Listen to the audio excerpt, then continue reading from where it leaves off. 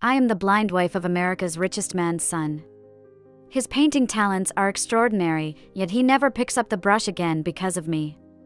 He turned his life around for me, boldly proclaiming his love, "I will be your eyes."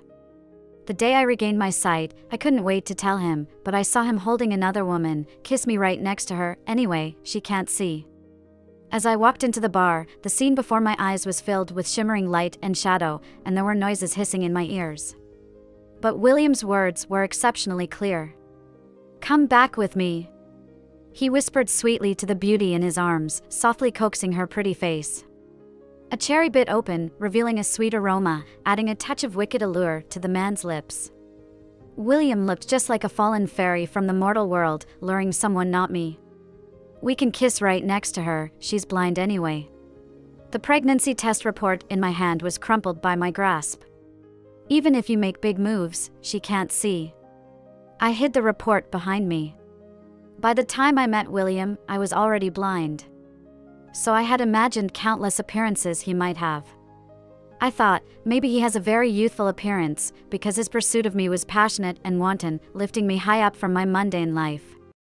Or perhaps he looks genteel and restrained, because he married me into a wealthy family, settled my family, and meticulously removed all obstacles. But I never expected this. His appearance is handsome, captivating, but his words are filthy, making me sick. I couldn't help but retch, turning to leave. I stumbled and almost fell, startling Perry, the personal assistant standing at the door. He reached up to support me, then pushed open the private room door, blocking the two people entwined behind the glass partition. "The lady is here." William immediately pulled away, stood up, and walked toward me. He embraced me. His cool voice showed no trace of panic. He still thought I couldn't see anything. "Lisa, why are you here?" The scent of his cologne mixed with the stale smell of alcohol from the previous night stunned my already sore eyes. "Does your eye hurt?" William's palm gently patted my back, climbing bit by bit, as if trying to soothe my pain. He held me, while his other hand made gestures, signaling the beautiful woman on the sofa to leave quickly. My sight hadn't fully recovered yet, so I'm sure my eyes were hollow and lifeless. Otherwise, how could she expose so much of her body in front of me? The red marks on her skin looked like medals on a general from battle. They were William's handiwork. My heart felt as if pricked by fine needles, leaving small, dense holes. My tears silently fell, dampening William's shoulder. In a hoarse voice, I began, "William, will you marry me?" He paused for a moment, then kissed my earlobe. "Of course." His affirmative words were prompt and unhesitating, but I knew that perhaps his love for me had already rotted inside. I smirked ironically. "All right." I was sent back home. The lavish surroundings were just as I had imagined. I heard his cell phone vibrating. On the other end was a delicate, soft voice, carrying an air of vanity. Knowing my hearing was sharp, he turned away the moment he saw me glance over. "Lisa, there's a slight issue at the company, please wait for me a moment." He then rushed to the study. He thought I hadn't heard, but I caught everything clearly. The voice on the other end carried the joy of impending motherhood. She coyly said, "Mr. William, you're going to be a dad." I stuffed my pregnancy test report into the sofa seams, watching William hurriedly fix his tie, excitement written all over his face. Seeing me sitting on the sofa, he didn't spare me a glance. His voice was urgent yet dismissive. "Lisa, be good and sleep on your own." And then he closed the door. Tears streamed down, wetting the back of my hand. I lowered my head to stroke Seven's furry head. It nuzzled my wrist. It comforted me, its paw carefully touching my not yet swollen belly. The phone beside the sofa kept vibrating. I reached for it, the unfamiliar sensation.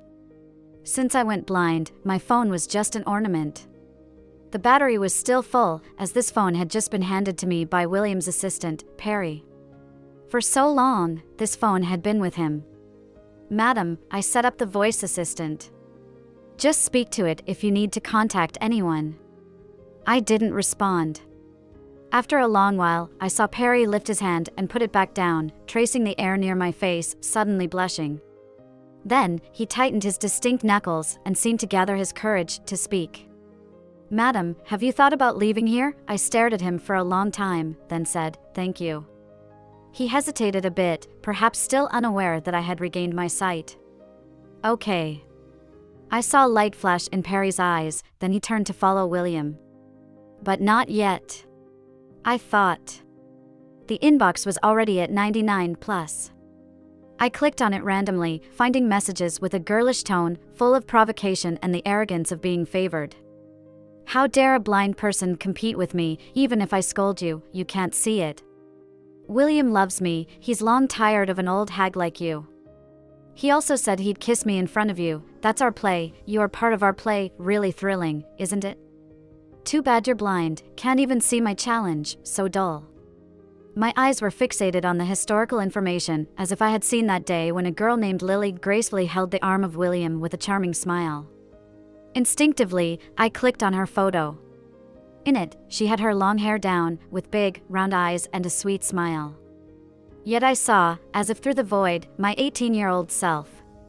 Almost identical features, with twin ponytails, standing nervously in front of the camera.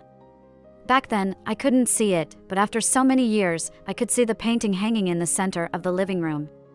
It was me. Under William's brush, I became his unique work of art.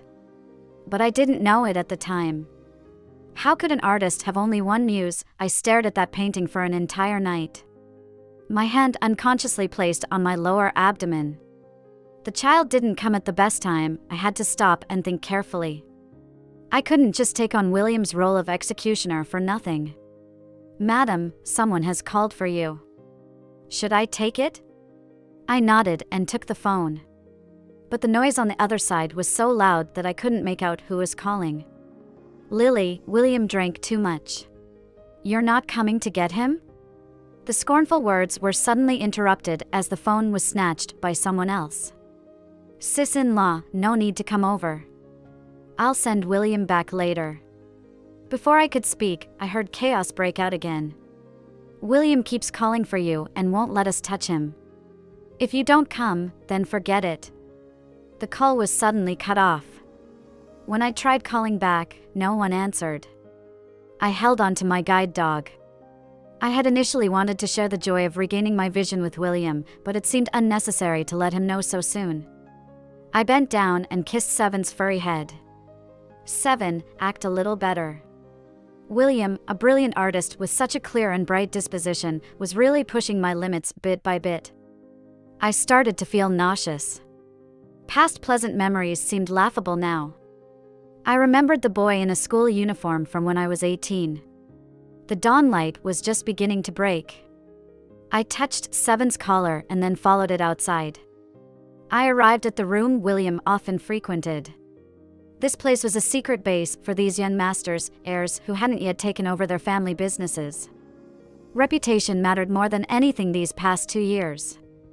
No place was more private and discreet than here. But this room was different. William had extravagantly rented it for me. Back then, he pursued Cinderella and professed his love to me here. That year, William shed all his spikes, shaved off his artistic long hair, and kept a crew cut for me.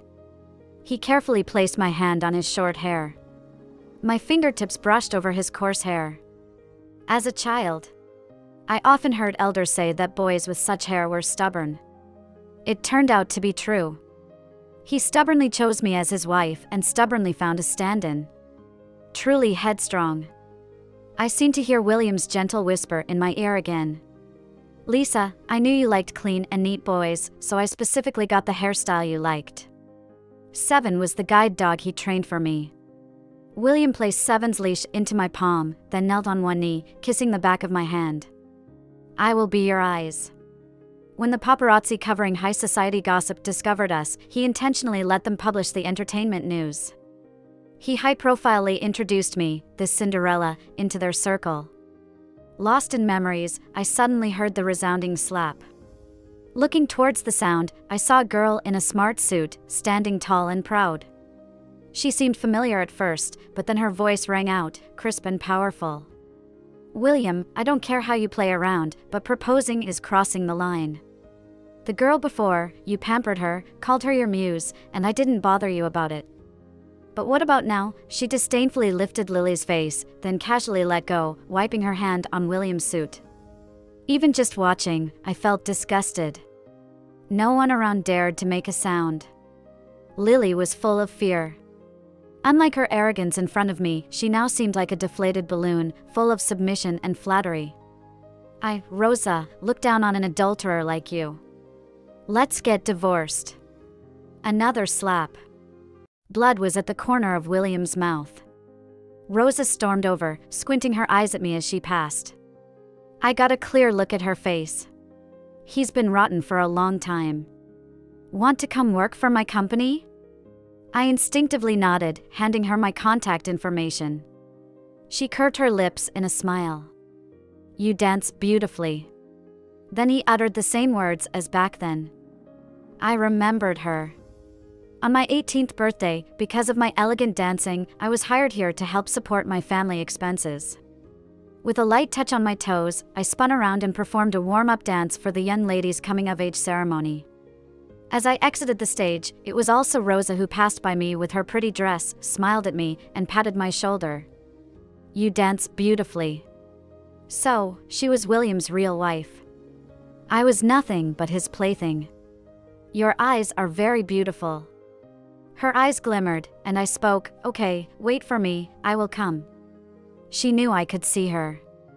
I saw her place her 2 fingers on her slightly upturned red lips, then blew me a kiss.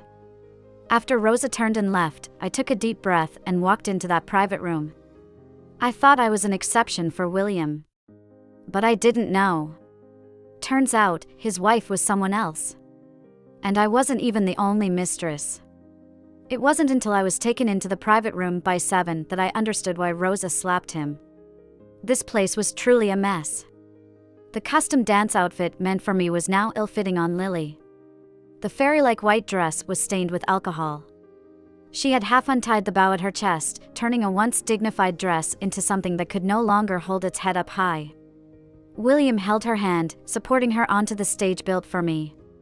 Their artificial dance steps were tainted with desire, insulting the art form. I clenched the lead rope in my hand, watching 7 go madly forward.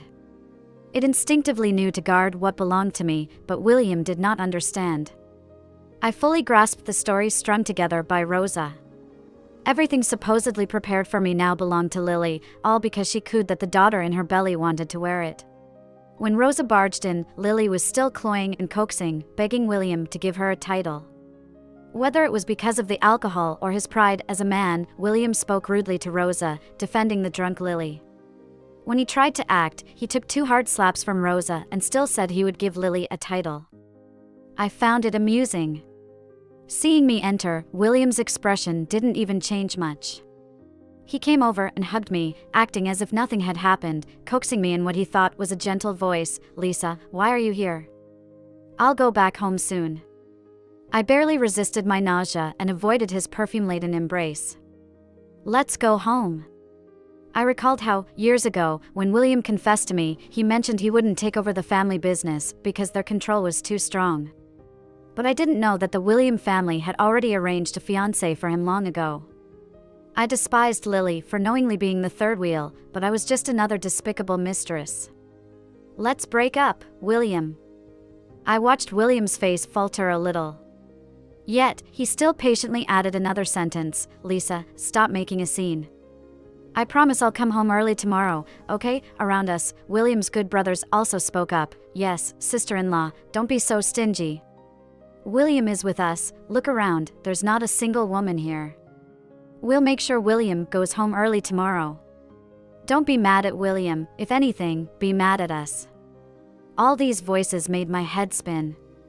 I saw a boy in the corner silently mouthing words several times, yet unable to say anything. I guessed he was the one who called me to help out. The little son of the James family. Not completely corrupted. But he also remained silent this time. I looked at William's handsome face and then spoke, then come home with me. Silence fell for a moment. It seemed no one expected me to say such words. But Lily silently tugged at William's clothes, placing his hand on her lower abdomen. After a long pause, William finally spoke, I'll have Perry take you home. There are so many brothers here, don't make it hard for me. Lisa. My name was spoken through gritted teeth, sounding more like a threat. I didn't even have the energy to resist, letting William push me into the car. Wait for me at home. William's kiss landed on my forehead, and the sticky smell of alcohol stunned my eyes. Perry, sitting in the driver's seat, glanced at me through the rearview mirror, his eyes full of concern.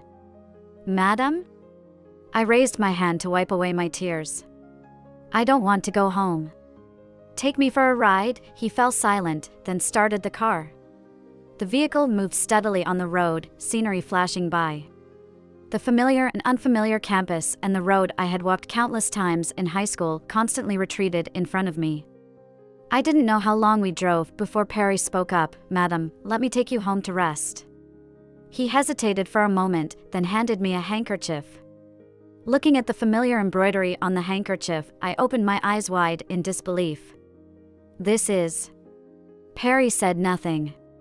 His gaze at me carried a hint of affection.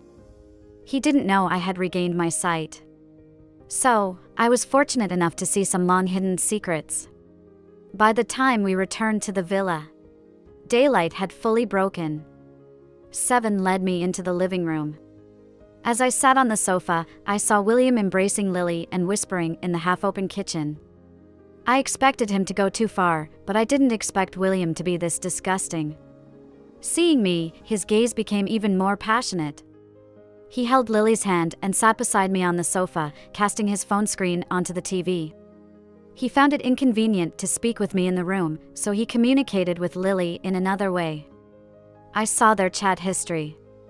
It was filled with obscene photos. And the latest message was an invitation Lily had just typed and sent. Kiss me in front of your sister. Anyway, she can't see. I thought it was utterly absurd. No matter how disgusting William was, he wouldn't play along to this extent. But when I looked over, William, with one hand, grabbed her chin, fiercely kissing her beautiful face. She was full of coquettishness. William's gaze became even more fervent, moving to unbutton her shirt, but he didn't know. They didn't know. I saw everything. So, as he unbuttoned her shirt, I abruptly spoke. Does her kiss inspire your creativity more? William suddenly raised his head, crashing into my gaze. You can see, Lisa. William's legs suddenly went weak, as his audacity seemed to vanish all at once.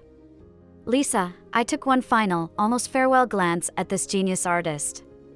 William's appearance was truly outstanding, in no way inferior to the stars on television. This was why he was constantly making the headlines and surrounded by entertainment reporters. I whispered softly. But then I heard William's phone ring madly. It rang. Was cut off, rang again, and was cut off once more. I turned to leave, but 7 held me tightly. It bared its teeth, snarling viciously in the direction where Lily and William were entwined. I couldn't help but squat down to stroke its furry head for comfort. I saw that William dared not ignore the call any longer. He humbly pressed my shoulder, and after I evaded his touch, he pleaded with me for the first time, lowering himself. Please, Lisa. William's gaze turned beseeching as he looked at me. I'll just take the call and be right back, he promised. One more time, please, just this once. He threatened and tempted. You know, I'll cut off their treatment. I couldn't escape from William. I was stuck there, with only Lily left in the large room. Unlike William's dejection, she beamed with pride. She looked like a victorious female general returning from battle. She touched the red marks on her neck, then lightly brushed her long hair by her temples. Alluring and captivating. Sis, has your eyesight returned? Did you see the photos I sent you? Do you like them? Her soft, sweet voice was playful. This is my most satisfying work.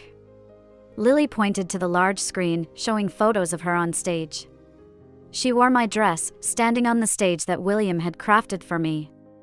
A surge of bitterness rose in my throat. She must have seen something suddenly. Lily stood up abruptly and walked closer to me, stepping precisely between the gaps of the sofa and coffee table. Then she fell heavily to the ground, right at my feet. Her large, round eyes instantly filled with tears, which fell freely. Seven wouldn't tolerate her antics, barking wildly at her. It was a perfect script. So when William walked back in, he saw the scene, Lily, tear-streaked, resembling an unyielding white flower, kneeling at my feet, while my fierce dog bared its fangs. I looked at William in disbelief, unsure how to face him. His usually composed face immediately showed anxiety. Passing me, William gritted his teeth. "Lisa, I never expected you to be this cruel. Lily is pregnant, I wanted her to be. If you hate her so much, why don't you hate me instead?" he said, glaring at me fiercely. It was then that I saw the pool of blood beneath Lily, staining the white dress that belonged to me. How disgusting. My stomach churned, and I could taste blood rising. I didn't push her. William had already reached the door, carrying Lily. I wasn't blind. "Before I get back, you and this dead dog don't even think about taking a step out of here." Seven, always smart, stepped back incredulously at these words. Its round dog eyes immediately filled with hurt, but it stubbornly stood its ground in front of me. It was afraid William might harm me. I recalled the day William had brought Seven to me with a gentle tone. "Lisa, this is Seven, a guide dog I personally trained. From now on, it will be your eyes, along with me. I'll describe the world to you, and it will lead you through it." My vision blurred for a moment. My recently restored sight couldn't withstand such abuse. I hastily suppressed my tears. "I didn't push her," I muttered. But he completely ignored me. An icy sensation crawled up my spine, followed by a sharp pain in my lower abdomen, causing my body to go limp. Before I lost consciousness, Seven hurriedly crouched down. I fell ultimately. He didn't look back. Still in my slightly blurred vision, he resolutely disappeared, carrying his beloved out of our home. I was lifted up. I could distinctly feel the hands tightening around my waist, the tension growing with each slight squeeze. Forcing my eyes open, I saw his face clearly. In the daylight, he looked exactly like that bespectacled schoolboy in the blue and white uniform from that summer.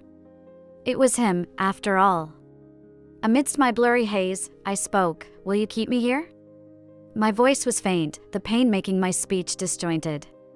He closed his eyes briefly, and when he reopened them, for the first time, his usually gentle and compliant face showed disdain. "He thinks he can confine you?" He pushed open the door.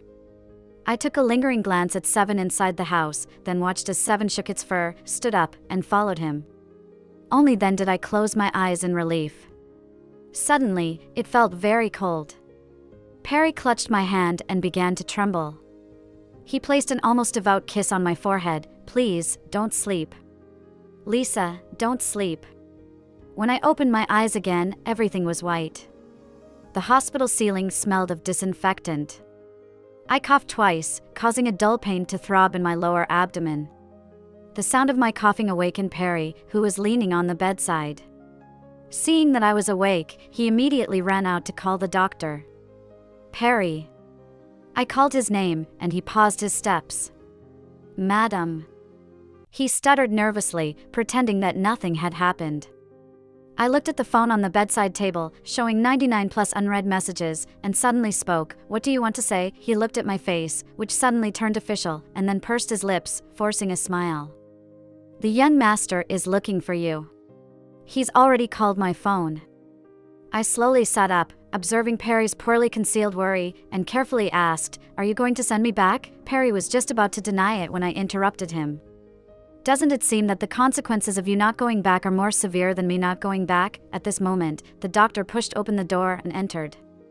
"Mission, the condition of the fetus in your womb is not good. If you want to keep this child, you must be hospitalized for observation." Perry's steps stiffened. "What if I don't want it?" I noticed the glimmer in Perry's eyes. The doctor hesitated before speaking. "If you terminate the pregnancy, it could damage the uterus. Future chances of conception would be slim." I didn't respond, lifting my head to look at Perry. His face was full of heartache, but when he saw me looking at him, he just indicated that the decision was up to me. "Don't you want our child, Lisa?" Someone interrupted our conversation, bursting in recklessly and grabbing my hand tightly. The disarrayed aura emanating from him made me nauseous, and I couldn't help but vomit. William instinctively stepped back, and I pursed my lips at him. Do you see how much you despise me in your heart? Hearing this, he came closer again, forcibly lifting me up. Lisa, you hate hospitals. I'll take you home. He remembered this. In a daze, I recalled the first time I was hospitalized for enteritis when I was completely vulnerable. Holding onto his lapels, I pleaded, William, take me away. I'm scared of this place. Hospitals carry the scent of death. My mother died in a hospital. I'm afraid of every inch of it. Until today. But William, people change. Now standing beside you, I fear more than anyone else. I struggled to turn my face from his shoulder, exposing my mouth. I saw the young man standing there silently. I mouthed the words, let's elope, Perry. His eyes suddenly lit up. He knew that I remembered him. But what he didn't know was that I hated him. After days of torment, I had no strength left. Weak, I didn't want to eat at all. Watching the busy and sweat-drenched William in front of me, I spoke, William, let me go. His hand cutting the vegetables paused. Then, he smiled, avoiding the topic, Lisa, I remember you love my tomato egg noodles. I'll make some for you now, okay? I patted Seven's head. William, let me go. Don't you still have Lily's child? At this, the semi-open kitchen fell silent. He didn't know how to respond. I struggled to sit up, I'm giving you one last chance. I looked at him from a distance, giving him the final ultimatum.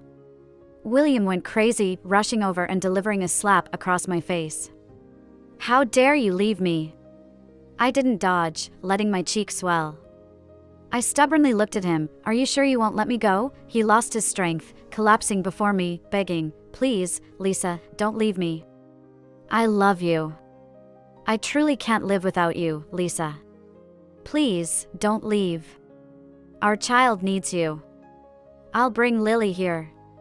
You can vent all your anger on her. Upon saying this, William's eyes lit up, as if he thought of a brilliant solution, hurriedly making a call. Seeing his anxious state made me feel a sense of satisfaction. Then I smiled in a way he couldn't see. Everything was going well. Lily was brought in. William, however, was called away. The company's matters had him overwhelmed, and the William family probably gave him strict orders not to leave the company for a single moment during this period. Lily and I were both trapped in this villa. After our communications were cut off, it was surrounded tightly by guards, leaving no space for escape. We were truly like two caged little birds. She was forced to stay in the same room with me while I was being waited on in bed. As for her, she was only fit to kneel at my feet, serving me tea and cleaning up. No more tenderness or charms. At this moment, Lily's eyes were dull, and she seemed ready to endure my temper. Just as I raised my hand, I heard a commotion outside. Through the surveillance, I saw a lady of nobility standing in the hall with an air of arrogance. She even raised her hand towards my Seven. I could no longer stand it, but I hadn't forgotten about Lily before me. Under the watchful eyes of the servants, I grabbed Lily's collar and slapped her several times. It wasn't until blood trickled from the corner of her mouth that I shouted, "Get out! I never want to see you in my house again." Her expression was one of shock as tears of disbelief fell. She then stumbled out of the room. As she passed the noblewoman, her legs almost gave way. "You're Lisa?" The woman sneered, looking at her with disdain. Lily pointed to me standing on the staircase upstairs. Then she ran even faster. It wasn't until she was out the door that the woman turned to me. She looked up at me and, with well-manicured red nails, pointed upwards. "Come down, show some respect." I shook my head at her. "You're William's stepmother, aren't you? Do you know why William doesn't like coming home?" Her face showed urgency, as if I had struck a nerve. Seeing this, I lowered my head and gently caressed my still flat belly, giving her a knowing smile. She suddenly went berserk and stormed up the stairs in a few big strides. As she got close to me, I whispered in her ear. She went ballistic, hands gripping my throat. Before losing consciousness, I feebly kicked my legs. Noticing my turning blue, she let go, and I tumbled down the stairs. Outside, the sound of police sirens blared. Just before I lost consciousness, I exhaled deeply. Hold on, Lisa, just a little longer.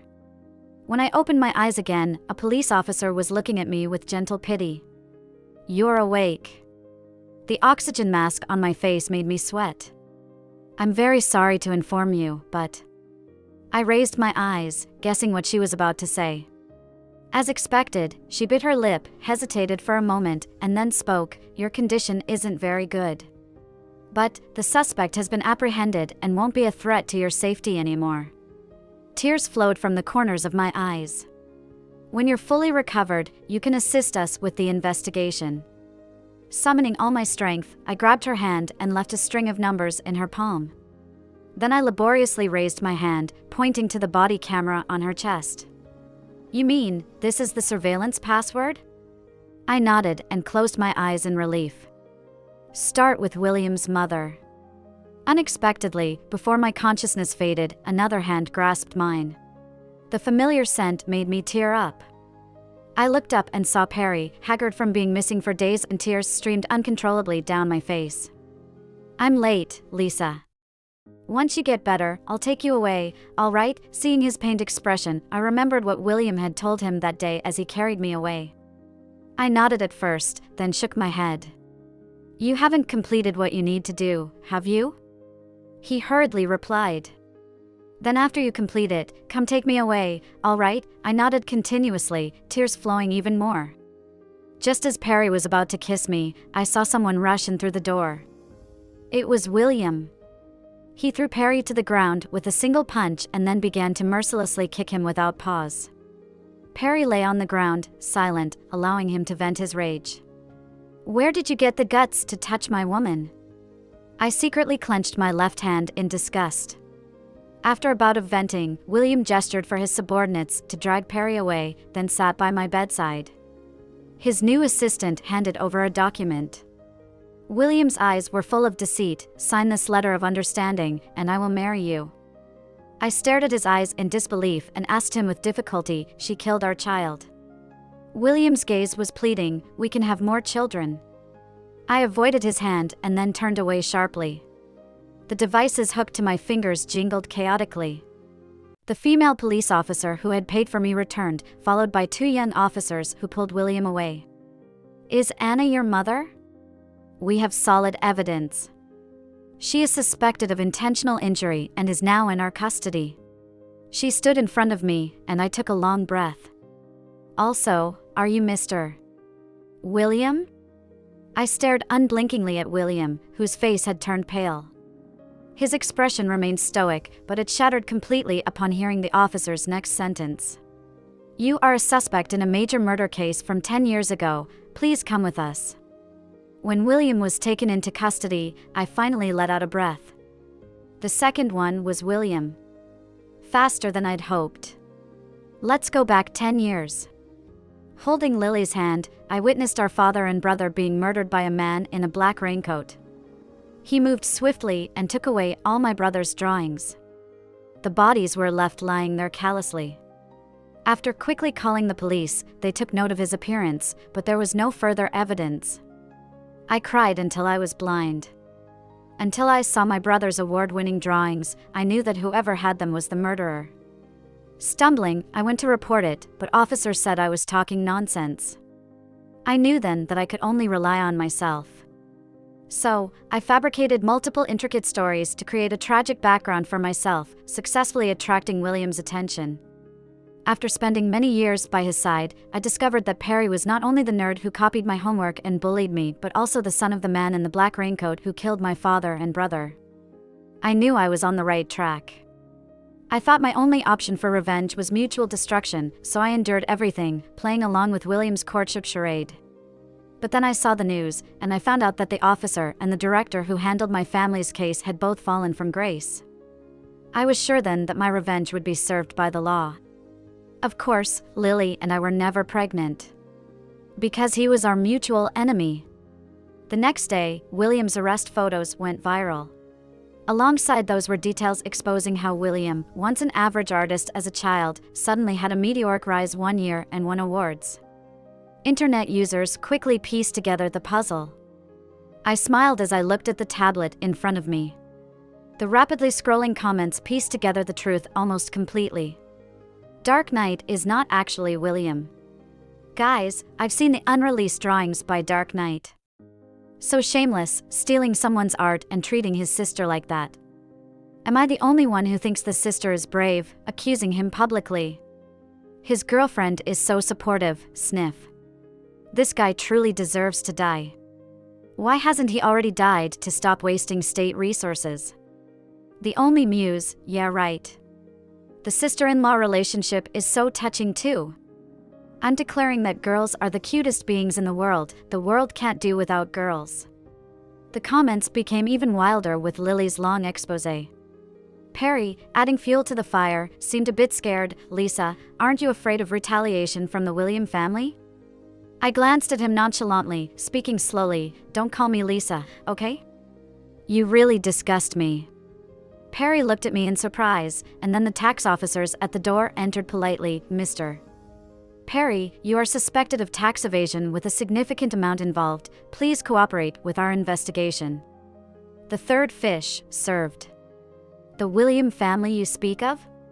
Lisa, the William family won't make waves anymore. Rosa's voice over the phone was filled with excitement. Call me chairwoman from now on. I'm going to pick up Lily.